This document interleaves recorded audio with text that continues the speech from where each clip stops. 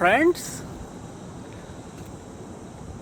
अभी मैं आप सबसे टुलरेमिया की संदर्भ में बात करना चाहता हूँ। टुलरेमिया एक इन्फेक्शन है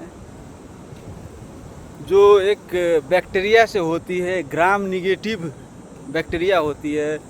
वो अंगूर जैसे भी होती है, कुछ रॉड से जैसे भी होती है, इसलिए कोको बेसिलाई कहते हैं उसको। मतलब इसकी कोई फिक्स्ड आकार नहीं है, गोल भी है, लंबा भी है, लेकिन इसकी पेप्टिडोग्लाइकिन की जो वाल होती है वो पतला है, इसलिए ये ग्राम निगेटिव है। तो ये बैक्टीरिया हमारे शरीर में इंटर करती है किसी भी रूट से। जैसे हमने सांस ली, कहीं पर भी कोई लॉन मोइंग कर रहा है, कोई घास पात में कोई एक्सकेवेशन कर रहा है, खन रहा है, वहाँ पर ग्राउंड में वो बैक्टीरिया हो सकती है और वहाँ से वो एरोसलाइज हो जाती है और हवा से मैं सांस लूँगा तो मेरी लंग में चली जाएगी और वहाँ पर निमोनिया करा सकती है मित्रों। और निमोनिया होने के बाद वहाँ से बैक्टीरिया वो पल्मोनरी कैपिलरीज होती हुई ब्लड में सर्कुलेट कर कर विभिन्न अंगों में जा सकती है। जैसे लीवर में चली जाएगी, स्प्लीन में चली जाएगी, और लीवर में भी स्प्लीन में जाएगी तो वहाँ पर भी सोल्जर सब रहती है मित्रों, जैसे माइक्रोफेज सब, वो सब मारती है। लेकिन मित्रों, ये बैक्टीरिया हल्की खतरनाक बैक्टीरिया है मित्रों।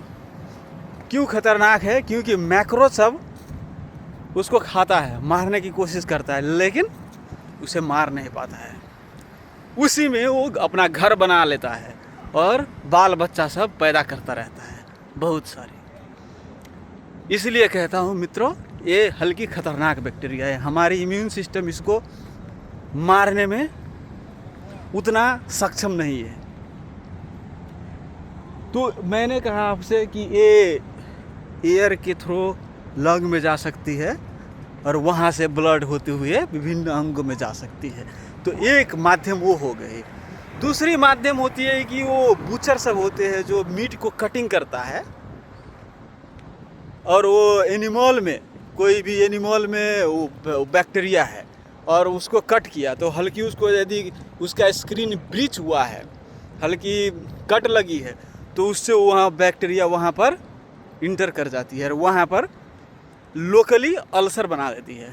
लोकली अल्सर क्यों बनती है?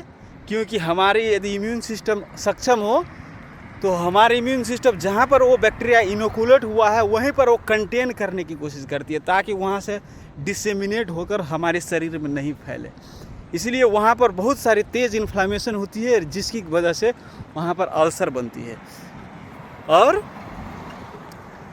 आप जानते ही है कि हमारी शरीर में बहुत जगह लिम्फेटिक टिश्यू सब है, एक्सेप्ट ब्रेन, और यहाँ पर भी लिम्फेटिक्स है। तो ये बैक्टीरिया को लिम्फेटिक्स ड्रेन करके ले जाएगी लिम्फ नोड में। तो लिम्फ नोड में, जैसे मेरा यहाँ पर एक ज़िला में बहुत सारे लिम्फ नोड है, यहाँ पर ट्रोक्लियर रीजन में बहुत सारे लिम्फ नोड है। तो वहाँ पर जब प्रेजेंटिंग करेगा, वो बैक्टीरिया को पकड़ कर एंटीजन प्रेजेंटिंग सेल प्रेजेंट करता है टी सेल को, और वहाँ से वो मैसेज सब रिलीज करता है। मतलब कहने का अर्थ, बहुत तेज़ इन्फ्लामेशन होती है और जिसकी वजह से लिम्फ नोड की स्वेलिंग हो जाती है और वो पेनफुल होती है। टेंडर लिम्फेडिनोपैथी कहते हैं। तो मान लीजिए यहाँ पर अल्सर हो गई तो आप लिम्फ नोड पाल्पेट करोगे एक ज़िला में यहाँ पर, तो आपको हल्की टेंडर लिम्फ नोड सब मिल सकती है।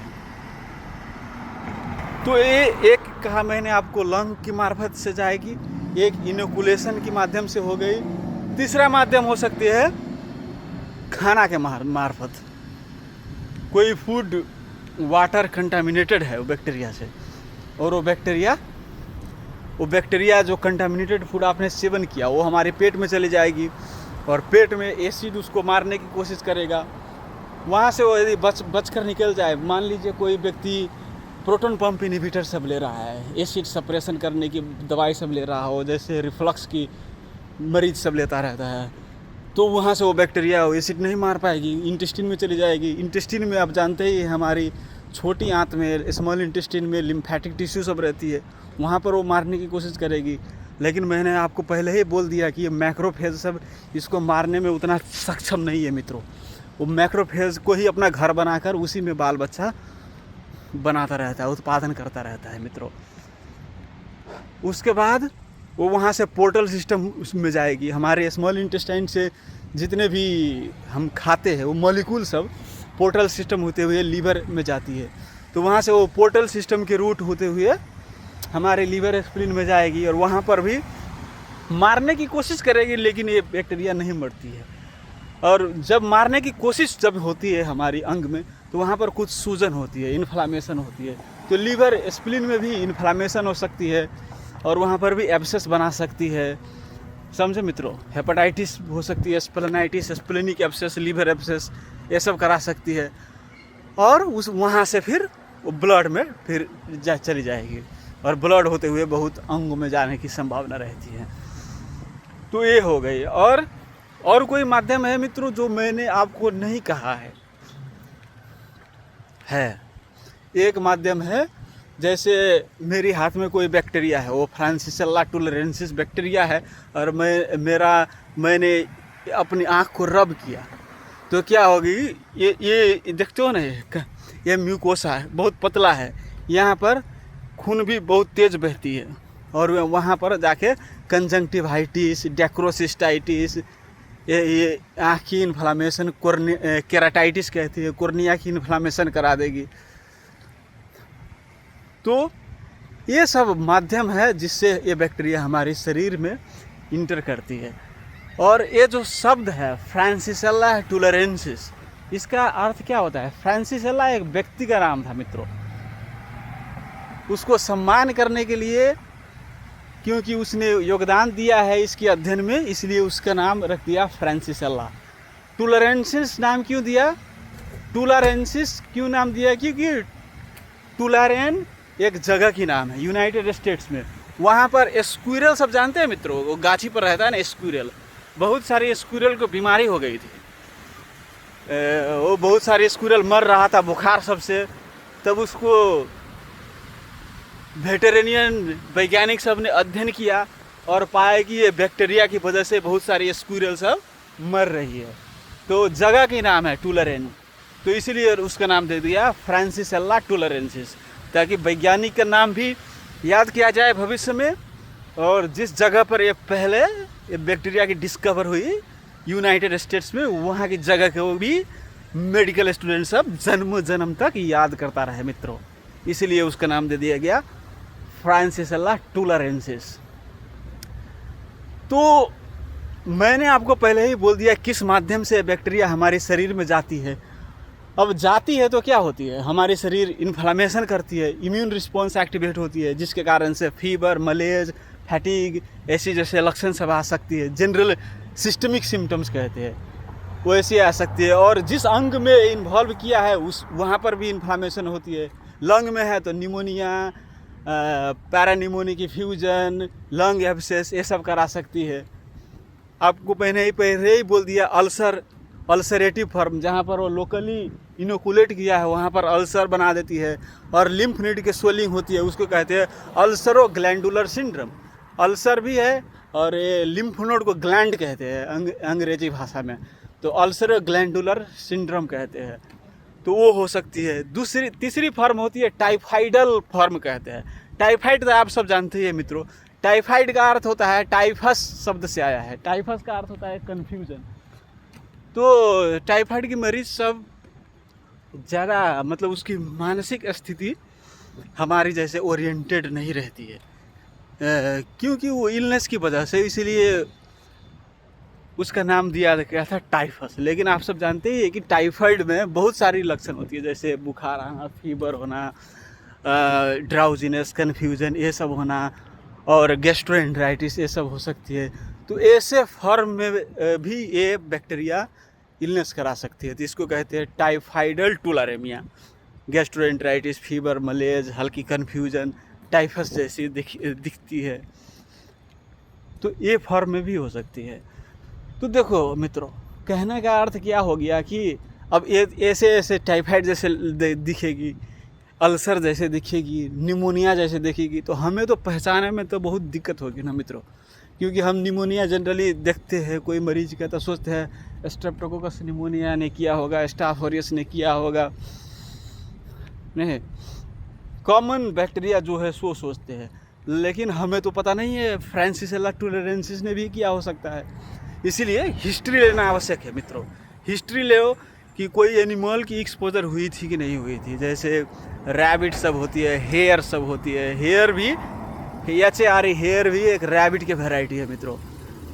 तो उस सब की एनिमल एक्सपोजर है कि नहीं, उसके बाद वो ऑक्यूपेशन क्या करता है, वो बूचर है, क्या काम करता है उसकी क्या, या फिर कोई हंटिंग के लिए गया था कहीं पर वाइल्ड लाइफ में, फॉरेस्ट एरिया में, एनिमल की कांटेक्ट आई, या फिर वो उस मरीज ने कोई टिक को देखी है। टिक एक जीव है, टिक अटैच करती है, वो भी ये बैक्टीरिया को हमारी ब्लड में ट्रांसमिट करा सकती है। तो टिक की एक्सपोजर हुई है कि नहीं हुई है वो पूछना है। उसके बाद डियर फ्लाई, आप गूगल में देखो भाई डियर फ्लाई कैसी दिखती है तो आप देख सकते हो। वो डियर फ्लाई भी ये बैक्टीरिया को हमारे शरीर में ट्रांसमिट करा सकती है मित्रों।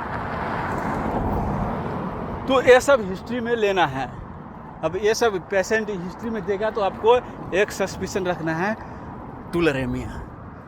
और टुलरेमिया आपको मैंने पहले ही बोल दिया, ये दूसरे बैक्टीरिया की तुलना में ये हल्की ख़तरनाक बैक्टीरिया है, क्योंकि हमारी इम्यून सिस्टम इसको नहीं मार पाती है और हमें एंटीबायोटिक लेनी पड़ती है 2 हफ्ता 3 हफ्ता, डॉक्सीसाइक्लिन, लेवोफ्लॉक्सासिलिन, या फिर कहीं पर जेंटामाइसिन की अवेलेबल हो तो जेंटामाइसिन भी काम करती है, जेंटामाइसिन भी दे सकते हो। लेकिन जनरली हम डॉक्सीसाइक्लिन, सिप्रोफ्लॉक्सासिलिन, लेवोफ्लॉक्सासिलिन ये सब 2-3 हफ्ता के लिए प्रिस्क्राइब करते हैं। और आपने यदि सस्पेक्ट किया है टुलरेमिया तो आपको लैब को इन्फॉर्म करना पड़ता है, माइक्रोबायोलॉजी की लैब को, क्योंकि वो सब हैंडल करता है कल्चर प्लेट सबको। और क्या रहती है, जब वो कल्चर प्लेट को हैंडल करती है तो वहाँ से वो एरोसलाइज होकर हमारी लंग में जा सकती है। इसीलिए उस लैब पर्सनल को, जो व्यक्ति सब लैब में काम करता है, उसको ज़्यादा चांस रहती है ये एक्सपोजर होने की। इसीलिए हमें इन्फॉर्म करना है ताकि वो प्रिकॉशन लेकर उसको सबको हैंडल करे। और वो हैंडलिंग करता है BSL लेवल 3 लैब में, बायोसेफ्टी लेवल 3 कैबिनेट कहते हैं। वो कैबिनेट जैसे बना हुआ है उसमें वो हैंडल करता है ताकि उसे एक्सपोजर ना हो किसी भी प्रकार के। नहीं तो हल्की कट है, मान लीजिए कोई लैब में काम कर रहा है, उसका स्किन में कट लग गया है, तरकारी काट रहा था, स्किन में कट लग गई, और वो फिर लैब में आया, वहाँ पर वो बैक्टीरिया के हैंडल किया और वहाँ पर वो बैक्टीरिया ने इनोकुलेट कर दिया, वहाँ पर अल्सर बना दिया, समझे। तो इसीलिए सतर्कतापूर्वक इस बैक्टीरिया को हैंडल करना पड़ता है। इसीलिए हमें लैब को इन्फॉर्म कर देना पड़ता है कि हमने ये व्यक्ति निमोनिया के लक्षण से आई थी, हमने एंटीबायोटिक दी 7 दिन तक, तब भी इसकी निमोनिया रिजॉल्व नहीं हो रही है, ये बुखार आ ही रहा है, रेस्पिरेटरी सिम्टम्स है, और इसकी एक्सपोजर हुई थी, ये वाइल्ड लाइफ में गया था हंटिंग करने के लिए रिसेंटली, और उसके बाद ऐसे निमोनिया आई। तो ये सब रिस्क फैक्टर है। इसलिए हम एक डिफरेंशियल टुलरेमिया भी बना रहे हैं। उसको लैब को इन्फॉर्म कर दोगे तो वो सतर्कतापूर्वक उसको हैंडलिंग करेगा मित्रों। और आप सबसे मैं ऐसे ही बात करने का मन तो होता रहता है मित्रों, लेकिन समय की पाबंदी के कारण से अभी मैं यहीं पर ब्रेक करना चाहता हूँ मित्रों।